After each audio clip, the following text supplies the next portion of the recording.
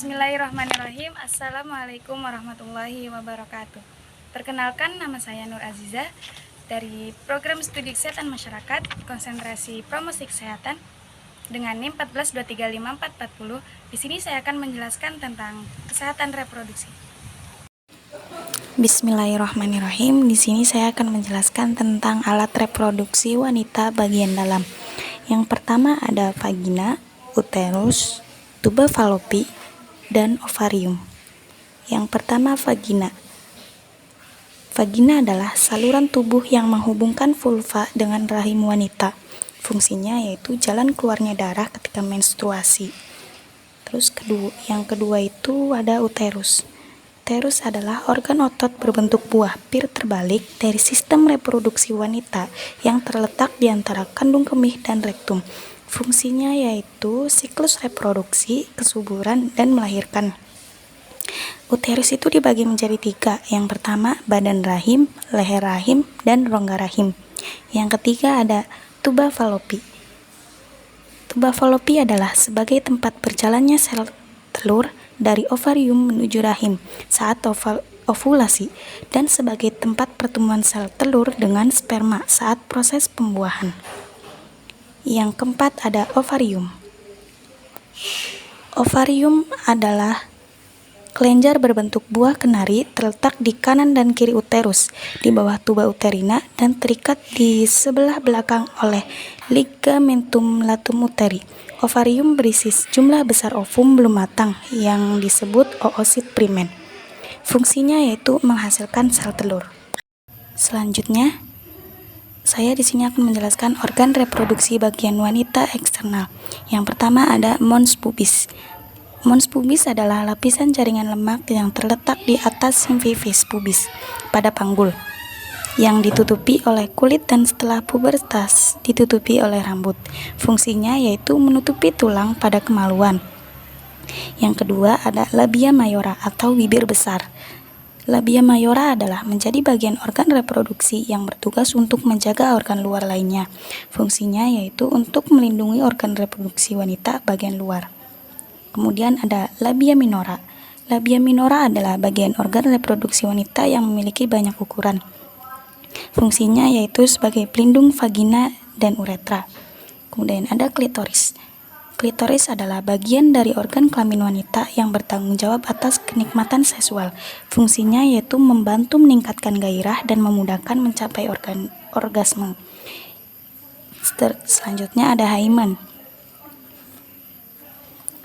Hymen adalah jaringan serabut yang terletak pada vagina. Fungsinya yaitu menyaring kotoran agar tidak masuk ke dalam misfi. Kemudian ada urethral opening. Bertanggung jawab mengeluarkan urin dari kandung kemih keluar tubuh Anda. Fungsinya yaitu mengeluarkan urin. Kemudian ada anus. Anus itu sebagai pintu keluar produk akhir pencernaan. Selanjutnya organ reproduksi pria. Organ reproduksi pria juga dibagi menjadi 2, yang internal dan eksternal. Jadi sekarang saya akan membahas yang bagian internal terlebih dahulu. Yang pertama ada testis. Testis memiliki 2 fungsi, yaitu sebagai penghasil sperma dan juga merupakan organ endokrin. Testis terletak menggantung pada urat-urat spermatik di dalam skrotum, sepasang kelenjar yang berbentuk oval. Testis dikelilingi oleh beberapa lapis jaringan ikat dan terdiri dari banyak saluran yang menggulung. Saluran tersebut adalah tubulus seminiferus, berfungsi tempat sperma terbentuk. Di antara tubulus seminiferus tersebar sel-sel Leydig yang berfungsi menghasilkan testosteron dan androgen lainnya. Biasanya testis kiri agak lebih rendah dari testis kanan. Testis menghasilkan follicle stimulating hormone atau FSH dan luteinizing hormone atau LH, juga hormon testosteron. Yang kedua ada ductus atau saluran reproduksi. Sperma dari testis keluar tubuh melalui saluran reproduksi. Saluran reproduksi meliputi epididymis, vas deferens, saluran ejakulasi, dan uretra. Epididymis merupakan saluran yang panjangnya lebih kurang 6 cm terletak di sepanjang atas tepi dan belakang testis. Epididymis berfungsi sebagai tempat penyimpanan sementara sperma sampai sperma menjadi matang dan bergerak menuju ke vas deferens. Vas deferens sendiri berfungsi sebagai saluran tempat keluarnya sperma dari epididymis menuju vesicula seminalis. Vas deferens menuju di sekelilingi dan di belakang kandung kemih. Tempat vas deferens bergabung dengan vesicula seminalis membentuk ductus ejakulasi. Saluran ejakulasi merupakan saluran pendek yang menghubungkan vas deferens dengan uretra. Fungsi saluran ejakulasi untuk mengeluarkan sperma menuju uretra. Pengeluaran urin tidak bersamaan dengan ejakulasi karena diatur oleh kontraksi prostat. Uretra merupakan saluran akhir reproduksi yang terdapat di dalam penis. Uretra membentang melalui penis dan membuka keluar pada ujung penis. Kemudian ada organ reproduksi eksternal atau organ reproduksi bagian luar. Yang pertama ada penis. Penis terletak menggantung di depan skrotum. Penis merupakan alat yang mempunyai jaringan erektil yang satu sama lain dilapisi jaringan fibrosa yang terdiri dari rongga-rongga seperti karet busa. Dua rongga yang terletak di bagian atas berupa jaringan spons corpus cavernosa. Satu rongga lagi berada di bagian bawah yang berupa jaringan spons corpus spongiosum. Corpus spongiosum membungkus uretra. Penis terdiri dari jaringan cavernosa dan dilalui uretra. Ujung penis disebut glans. Glans penis mengandung jaringan erektil dan berlanjut ke corpus spongiosum. Glans dilapisi lapisan kulit tipis berlipat yang dapat ditarik ke proksimal disebut prepucium atau kulit luar. Prepucium ini dibuang saat dilakukan pembedahan sirkumsisi. Penis berfungsi sebagai penetrasi pada wanita, kemungkinan terjadi deposisi semen dekat serviks uterus. Penis terdiri dari beberapa bagian, yaitu yang pertama akar yang menempel pada dinding perut, yang kedua badan merupakan bagian tengah dari penis, yang ketiga glans penis yaitu ujung penis yang berbentuk seperti kerucut, yang keempat ada uretra, saluran tempat keluarnya semen dan air kemih, terdapat di ujung glans penis. Dasar glans penis disebut korona. Yang kelima, pada pria yang tidak disunat, sirkumsisi kulit depan preepitium membentang mulai dari korona menutupi glans penis. Badan penis terdiri dari 3 rongga silindris sinus jaringan erektil. Yang pertama, 2 rongga yang berukuran lebih besar disebut korpus. Yang kedua, rongga yang ketiga disebut korpus spongiosum mengelilingi uretra. Jika rongga tersebut terisi darah, maka penis menjadi lebih besar, kaku, dan tegang, mengalami ereksi. Yang kedua ada skrotum. Skrotum adalah suatu lipatan tubuh yang mempertahankan suhu testis 2 derajat Celcius di bawah suhu di dalam rongga perut. Skrotum merupakan kantong yang di dalamnya berisi testis. Di antara skrotum kanan dan kiri dibatasi oleh sekat yang berupa jaringan ikat dan otot polos. Otot kremaster pada dinding skrotum akan mengendur atau mengencang sehingga testis menggantung lebih jauh dari tubuh atau lebih dekat ke tubuh. Selanjutnya yaitu oogenesis dan spermatogenesis. Oogenesis adalah proses perkembangan oosit sel telur matang yang berlangsung di dalam ovarium. Oogenesis dimulai di dalam embrio perempuan dengan produksi oogonium dari sel-sel puncak primordial. Oogonium membelah secara mitosis untuk membentuk sel-sel lalu mulai proses meiosis. Saat memasuki masa pubertas, anak perempuan akan mengalami perubahan hormon yang menyebabkan oosit primer melanjutkan meiosis tahap pertama. Oosit yang mengalami meiosis pertama akan menghasilkan 2 sel yang tidak sama ukurannya. Hanya jika sebuah sperma menembus oosit, maka meiosis 2 akan diteruskan. Urutan proses oogenesis dijelaskan sebagai berikut. Yang pertama, proliferasi atau perbanyakan. Tahap ini terjadi secara berulang-ulang, hitungannya yaitu gametogonium membelah menjadi 2 menjadi 4, kemudian 4 menjadi 8, dan seterusnya. Sel benih primordial ini berdiferensiasi menjadi oogonium, yang kemudian mengalami perbanyakan untuk membentuk oosit primer dan siap memasuki periode tumbuh. Yang kedua yaitu pertumbuhan. Pada tahap ini, oogonium akan tumbuh membesar menjadi oogonium pertama. Tahapan ini sangat memegang peran penting karena sebagian besar dari substansi telur akan digunakan dalam perkembangan selanjutnya. Yang ketiga itu pematangan. Pada tahap ini terdapat 2 kali pembelahan meiosis. Setelah terjadi tahap pertumbuhan, oogonium pertama mengalami tahap pematangan yang berlangsung secara meiosis. Akhir meiosis pertama nantinya akan terbentuk oogonium 2 dan akhir meiosis kedua terbentuk ootit. Yang keempat yaitu perubahan bentuk. Ootit dalam fase terakhir akan mengalami perubahan bentuk menjadi gamet. Pada mamalia, selesai meiosis pertama pada betina, terbentuk oosit kedua dan satu polosit. Polosit jauh lebih kecil dari oosit, karena sitoplasma sedikit sekali. Akhir dari meiosis 2 akan terbentuk satu ootit dan satu polosit 2. Selanjutnya yaitu spermatogenesis. Spermatogenesis merupakan pembentukan dan perkembangan sperma yang berlangsung secara terus-menerus dan dalam jumlah besar pada lelaki dewasa. Untuk menghasilkan ratusan sperma setiap hari, pembelahan dan pematangan sperma terjadi di sepanjang tubulus seminiferus yang menggulung di dalam kedua tesis. Tubulus seminiferus mengandung banyak sel epitel germinativum yang berukuran kecil yang dinamakan spermatogenia yang terletak di dalam 2-3 lapisan di pinggir luar epitel tubulus. Lalu sel ini mengalami proliferasi dan berdiferensiasi membentuk sperma. Stadium pertama spermatogenesis adalah pertumbuhan beberapa spermatogenia menjadi spermatosit, kemudian mengalami meiosis membentuk 2 spermatosit yang mengandung 23 kromosom. Spermatid mengalami perubahan ekstensif sehingga berdiferensiasi sel-sel Sertoli menyediakan nutrien menjadi sperma. Proses pematangan spermatid menjadi sperma yang terdiri dari kepala, leher, badan, dan ekor disebut spermiasi. Urutan proses spermatogenesis lebih runutnya diantaranya. Yang pertama itu spermatogonium, tahap pertama. Spermatogonium memiliki kromosom yang berjumlah 23 pasang. Spermatogonium merupakan awal dari tahap proses ini. Spermatogonium akan mengalami proses mitosis dan berubah bentuk menjadi spermatosit primer atau pertama. Yang kedua, spermatosit primer tahap kedua. Spermatosit sekunder memiliki kromosom yang berjumlah 23 pasang. Spermatosit sekunder hasil dari pembelahan spermatogonium secara mitosis.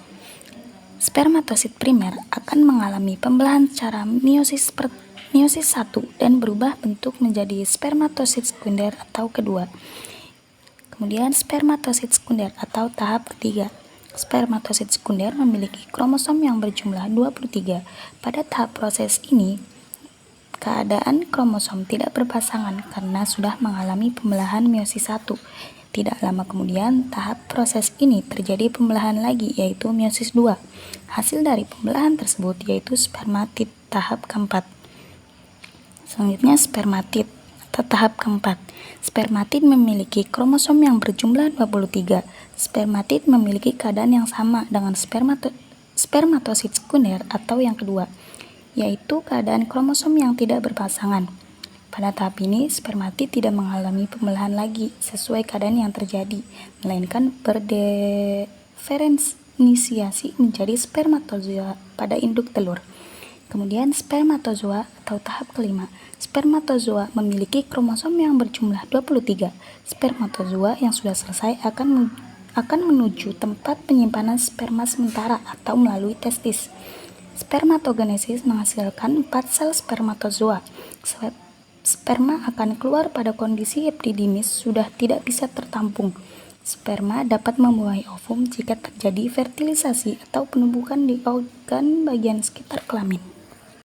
Selanjutnya yaitu fertilisasi atau pembuahan. Fertilisasi atau pembuahan merupakan proses peleburan fusi antara sel telur ovum dan sel sperma. Proses ini terjadi di dalam saluran telur atau tuba falopi. Apabila ovum sudah matang, maka akan dikeluarkan dari ovarium menuju ke uterus. Proses ini dinamakan ovulasi. Nah, saat ovum sudah dilepaskan dan menuju ke uterus, dan di perjalanan ovum ini bertemu dengan sel sperma di saluran sel telur. Terus ovum dibuahi oleh sperma, maka terjadi fertilisasi atau pembuahan. Nah, setelah terjadi pembuahan, maka tumbuh menjadi zigot. dari sigot ini akan membelah dan saat pembelahan di hari kedua tumbuh menjadi 2 sel. Di hari ketiga tumbuh menjadi 4 sel dan di hari keempat menjadi 16 sel dan di hari kelima menjadi blastokista awal. Dan di hari ke-6 sampai ke-7 menjadi blastokista tahap akhir yang sudah menempel ke dinding rahim. Kemudian di hari ke-8 sampai ke-9 embrionya sudah memulai implantasi atau penempelan. Dan di situ disebut wanita sudah mengalami kehamilan. Kemudian ada pembuahan yang terjadi di saluran sel telur. Nah, di sini kan ada beberapa sel sperma yang ingin berusaha masuk menuju ke inti sel telur. Tetapi untuk masuk ke inti sel ini, sel sperma harus melewati 3 lapisan. Yang pertama ada lapisan sel folikel, yang kedua ada zona pelusida, yang ketiga ada membran plasma ovum. Selanjutnya yaitu siklus menstruasi. Di sini siklus menstruasi dibagi menjadi 4. Yang pertama menstruasi, praovulasi, ovulasi, dan pasca ovulasi. Yang pertama itu siklus menstruasi. Karena tidak dibuahinya sel ovum, kadar hormon progesteron pun ikut menurun, sehingga menyebabkan peluruhan dinding rahim dan menyebabkan menstruasi. Dalam fase ini, FSH dan LH dibantu dengan hormon estrogen untuk membantu mematangkan sel telur. Kemudian praovulasi, ketika ovum sudah matang, hormon FSH dan LH mengalami sedikit penurunan, sedangkan hormon estrogen mengalami kenaikan. Dinding rahim mengalami kenaikan sampai maksimal. Kemudian ovulasi, hormon estrogen menurun, FSH dan LH secara mendadak mengalami peningkatan. Hal ini menyebabkan folikel pecah dan mendorong ovum keluar dari ovarium. Kemudian pasca ovulasi, setelah korpus luteum pecah, lama-kelamaan hormon estrogen dan progesteron menebalkan dinding rahim, maka akan terjadinya menstruasi berikutnya. Kemudian ada fase menstruasi. Fase menstruasi juga dibagi menjadi 4, yaitu ada fase menstruasi, fase praovulasi, fase ovulasi, dan fase pasca ovulasi. Fase menstruasi itu ketika sel telur dari siklus sebelumnya tidak melalui proses pembuahan. Kemudian ada fase praovulasi. Pada fase praovulasi, lapisan dinding rahim yang sempat luruh akan mulai menebal kembali, yaitu fungsinya untuk mempersiapkan rahim agar bisa ditempati oleh sel telur bila terjadi pembuahan oleh sperma. Proses ini bisa terjadi pada masa subur atau ovulasi. Pada fase ovulasi akan terjadi kira-kira pada hari ke-14. Pada fase ovulasi, sel telur siap untuk dibuahi oleh sperma. Hal ini disebabkan karena adanya hormon pelutein. Kemudian, sel telur yang telah dilepaskan akan berpindah ke tuba falopi dan kemudian menempel pada dinding rahim. Selanjutnya pada fase pasca ovulasi. Masa kemunduran ovum bila tidak terjadi fertilisasi atau pembuahan. Pada tahap ini, terjadi kenaikan produksi progesteron sehingga endometrium menjadi lebih tebal dan siap menerima embrio untuk berkembang. Jika tidak ada sperma yang masuk, maka dinding rahim akan meluruh. Kemudian akan terjadi menstruasi kembali. Selanjutnya yaitu perkembangan janin. Perkembangan bayi dalam kandungan dimulai setelah pembuahan terjadi. Pembuahan sendiri umumnya baru terjadi 2 minggu setelah tanggal menstruasi terakhir Anda dimulai. Tahapan perkembangan bayi dalam kandungan umumnya dibagi ke dalam beberapa trimester atau periode 3 bulan. Yang pertama, trimester pertama itu dimulai dari 3 sampai 13 minggu. Kemudian trimester kedua dari 14 sampai 29 minggu. Trimester ketiga dari 30 sampai 41 minggu. Kemudian persalinan. Trimester pertama yaitu dalam 3 minggu itu, sel telur yang telah dibuahi akan mulai berkembang dan membentuk sebuah kantung yang berisi bakal janin dan plasenta. Di minggu keempat, tabung jantung janin sudah ada dan dapat berdenyut hingga 65 kali dalam 1 menit. Di akhir bulan pertama kehamilan, janin sudah berukuran sepanjang 0,6 cm, lebih kecil dari butiran nasi. Ibu hamil juga mengalami gejala kehamilan, mudah lelah dan payudara membesar. Di minggu ke-6, wajah dan lingkaran besar untuk mata, hidung, mulut, telinga, serta rahang bawah dan tenggorokan sudah mulai terbentuk. Janin sudah terlihat melengkung seperti huruf C. Di minggu ke-7, janin mulai membentuk tangan dan kaki, kemudian rahim kini telah berukuran 2 kali lipat. Di minggu ke-8 sampai ke-10, janin telah berhasil melalui masa kritis dari perkembangan organ dan struktur tubuhnya. Di minggu ke-11 sampai ke-13, otak bayi akan berkembang dengan pesat. Ginjalnya mulai mengeluarkan urin dan jari-jarinya telah bisa mengepal seperti tinju. Di minggu ke-14 sampai ke-18, indera perasanya terbentuk dan ia sudah mulai bisa mendeteksi cahaya. Kemudian bayi akan mengalami lonjakan pertumbuhan dan alat kelamin dengan baik, sehingga bisa terlihat saat pemeriksaan USG. Di minggu ke-19 sampai 22, bayi sudah bisa mendengar suara ibu dan bayi akan lebih banyak menelan dan memproduksi kotoran atau mekonium. Kemudian bayi juga sangat aktif. Di minggu ke-23 sampai 29, bayi juga sudah mulai menumbuhkan alis dan rambut. Dan juga pada minggu ke-27, bayi telah bisa membuka dan menutup matanya. Di minggu ke-30 sampai ke-35, tendangan bayi akan lebih terasa kuat dan ibu hamil mungkin mulai mengalami kontraksi palsu. Di minggu ke-36 sampai 41, jika dirasa air ketuban sudah pecah, artinya akan memasuki proses persalinan. Kemudian saya akan menjelaskan tentang 4 tahap proses persalinan. Yang pertama ada kala pertama atau juga pembukaan. Dimulai dari kontraksi uterus yang teratur sampai dilatasi penun serviks, pembukaan lengkap atau 10 cm, berlangsung dari 18 sampai 24 jam. Kala 1 ini dibagi menjadi 2 fase. Yang pertama fase laten, yang kedua fase aktif. Yang kedua ada kala 2 atau juga pengeluaran bayi atau persalinan. Dimulai ketika serviks itu sudah lengkap atau sudah 10 cm dan berakhir lahirnya bayi.